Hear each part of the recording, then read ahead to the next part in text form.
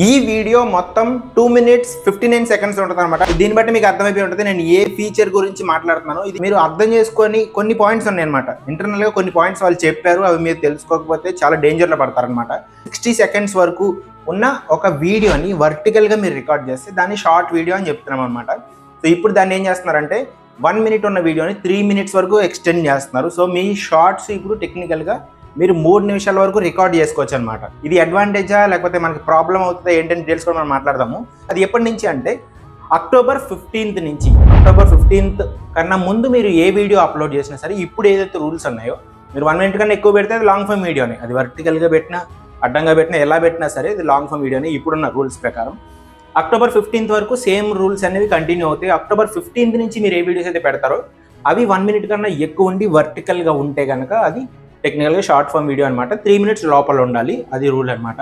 3 minutes వరకు musics వాడగలుగుతామా? షార్ట్స్లో ఇప్పుడు మనం మ్యూజిక్స్ చేసుకునే చేస్తున్నాం కదా, ఆ మ్యూజిక్స్ మనం వాడగలుగుతామా లేదా అనే డౌట్ చాలా మందికి వస్తుంది.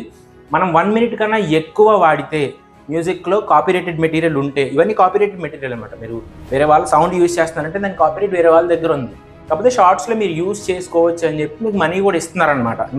అది మనకి రీమిక్స్ కంటెంట్ కిందకు వస్తుంది. సో మనకి ఇప్పటివరకు ప్రాబ్లం లేదు. సో అలాంటి కంటెంట్ మీరు 1 minute కన్నా ఎక్కువ చేస్తే, అంటే వేరే వాళ్ళ ఆడియో కానీ మ్యూజిక్ కానీ మనం యూట్యూబ్ నుంచి కాపీరైటెడ్ మెటీరియల్ తీసుకొని 1 minute కన్నా ఎక్కువ పెడితే 3 minutes లోపలే ఉండి పెడితే అది మనకి బ్లాక్ అయిపోతుంది అనమాట. ఆ వీడియో అనేది ప్లే కూడా అవ్వదు, టోటల్గా ప్లే కూడా అవ్వదు. మీరు ఓన్ వాయిస్ లేకపోతే ఓన్ మ్యూజిక్ మీరు కంపోజ్ చేసుకుని పెట్టుకుంటే 3 minutes వరకు వెళ్ళొచ్చు అనమాట. సో లాంగ్ ఫామ్ వీడియోస్ చేసే వాళ్ళకి ఇది కొంచెం బ్యాడ్ న్యూస్. ఎందుకు చెప్తా చూడండి.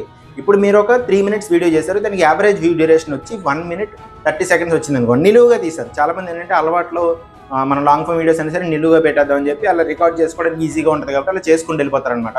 సో వాళ్ళు ఈ 3 minutes వీడియో పెడితే కనుక 3 minutes లోపల పెడితే కనుక అది షార్ట్ కింద కన్వర్ట్ అయిపోతుంది కాబట్టి, ఫర్ ఎగ్జాంపుల్ ఆ వీడియోకి మానిటైజ్ అవ్వాలనుకోండి, ఒక వీడియో ఉందనుకోండి, ఆ వీడియో మానిటైజ్ అవ్వాలంటే మీకు ఎన్ని వ్యూస్ రావాలి? ఫుల్ మానిటైజేషన్కి 10 million వ్యూస్ రావాలన్నమాట.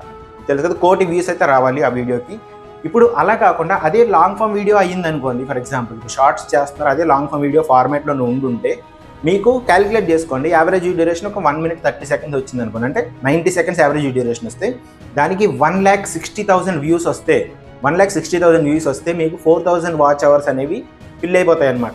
సో మీకు 1 lakhs వస్తేనే ఇక్కడ మానిటైజ్ అవుతుంది లాంగ్ ఫామ్ వీడియోస్ నుంచి. ఇక్కడ మీకు సేమ్ వీడియోకి 10 million వ్యూస్ రావాలన్నమాట. షార్ట్స్లో వ్యూస్ మాత్రమే కన్సిడర్ చేస్తారు. మీకు ఎంత వ్యూ డ్యూరేషన్ వచ్చింది, ఎంత వాచ్ టైం వచ్చింది అనేది కన్సిడర్ చెయ్యరు. ఆ విషయం మీకు తెలిసిందే.